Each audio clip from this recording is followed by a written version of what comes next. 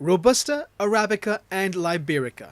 Talking with the pros on taste and growing environments for coffee, learning it all one hand-pulled shot and one hand-poured cup at a time. Let's have a coffee. Or 3, right now on the Clumsy Gardener. So, shall I make some coffee? Yes, please! Finally. Now, all my babies that you've seen outside are my little coffee trees. However, I knew... So in last week's episode, my friend Stephen Ballantyne, a coffee farmer in the Philippines, took me on a tour of a few fruit-bearing coffee trees growing on Llama Island in Hong Kong. He shared tips on tree maintenance, harvesting, and a few other tidbits. Link is in the description, check it out. But we're back indoors and, after cooling off, enter the realm of coffee tasting. It's a beverage I enjoy, so this is not a chore by any stretch, but my coffee knowledge is quite basic. What I do know is Stephen is an expert on Barako, a varietal grown in the Philippines of Coffea liberica. It's grown on his farm in Batangas, a region famous for its Barako. He'll use 14 grams of finely ground Barako to make our first drink, using his hand-pull Pavoni Expo Limited Edition espresso machine. The Liberica, the lesser-known coffee, the bean is enormous. It's the biggest bean out of the lot. Per tree capacitor, very few cherries in comparison to our good friends on the Arabicas and even less so than our friends at the Excelsior and Robusta range. The flavour is very sweet. You've got this kind of aniseedy fruit flavour. You know, it's recently had a description of how Endorian, but I guess it depends on which farm it comes from and the farming techniques that go with that. Oh wow, that's Strong, right? strong. Very, very strong. Very strong. Yeah. The aniseed flavor sort of, or that sort of really comes through. But Exactly. but there's this sweetness at the very, very end. In our flavour profile, we actually can taste chocolate in it. So like a darker, a richer chocolate. And which is interesting because when we on the farm, we grow cacao right next to our coffee trees because they grow beautifully together. Which is why chocolate should always be eaten with coffee. It's a great pairing food.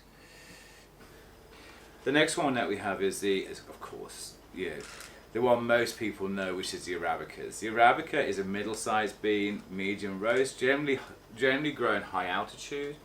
And of course, the most famous ones are coming from Ethiopia and Africa. And, really very flavoursome. You generally brew this much lighter.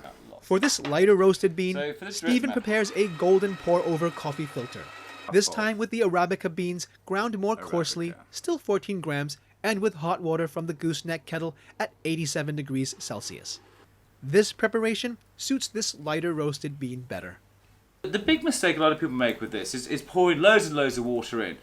You actually have to just put a tiny amount in, to just let it brew, to just let it soak up, and this starts releasing the flavours of the coffee. So you allow that to stand for just a few minutes, while the coffee, which is dry, remember, starts absorbing the water and it starts releasing the flavour profiles. While we wait, let me take you guys somewhere Stephen's recommended I visit to learn more about Arabicas and Robustas.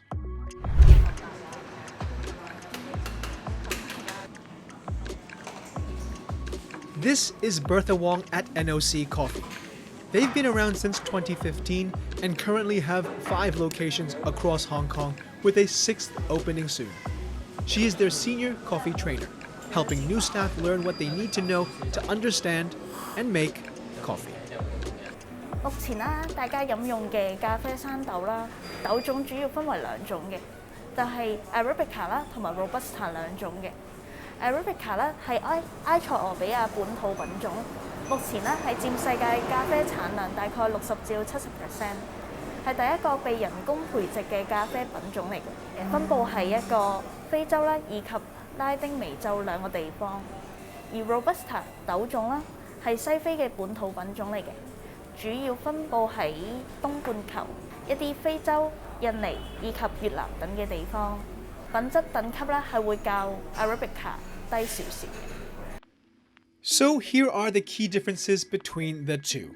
Arabicas on average are around 3 to 7 feet tall, typically growing at 500 to 2,300 feet above sea level, are more sensitive to shifts in temperature, and prefer acidic to neutral rich volcanic soil. whereas Robusta trees reach 5 to 10 feet in height, are happy to grow at lower altitudes, much less affected by temperatures, and prefer humus-rich soil. 白天 Thank you, Bertha. 較涼。 Now, back to Llama for that Arabica. It's definitely a bit light. It's definitely lighter.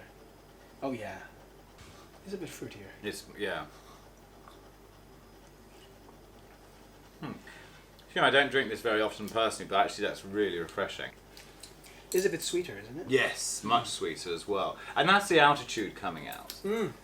Yeah, that's your, that's in a way, that's your taste of altitude. And finally, we're looking at the Robusta. The bean is much smaller. Very robust coffee. It's often used in your Nescafes or your cheaper ranges of coffee. What we've done is taken very good quality Robusta and Excelsa, which is grown within the jungle and forest environments. So this is a much higher quality coffee than you generally use on the Robusta and Excelsa. But the key here is the beans are tiny. They're really small. This Robusta is in a blend with an other coffee that's also often used in blends, Excelsa. It's technically in the Liberica family, but its character is quite distinct. It's known for a fruitier, tart taste profile. It also has both light and dark roast flavor characteristics. Its beans are smaller, especially when compared with the Baracco. So you have that one. You can smell the earth in this. It's a very earthy coffee.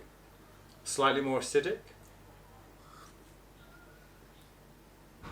Oh yeah. There's a certain astringency and a bit of a bite, right? Exactly, and it's got a kind of nice. I quite like the aftertaste on this. I was gonna say it makes me salivate after. Yes, exactly. Yeah, exactly. Yeah.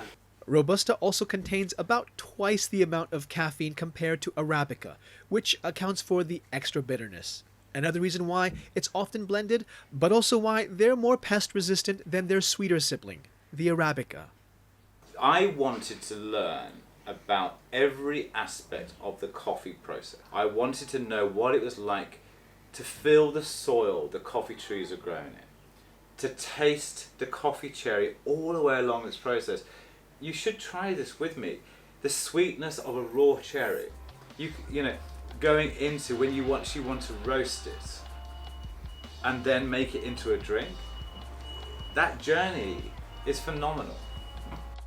A journey that's grown and evolved over the centuries.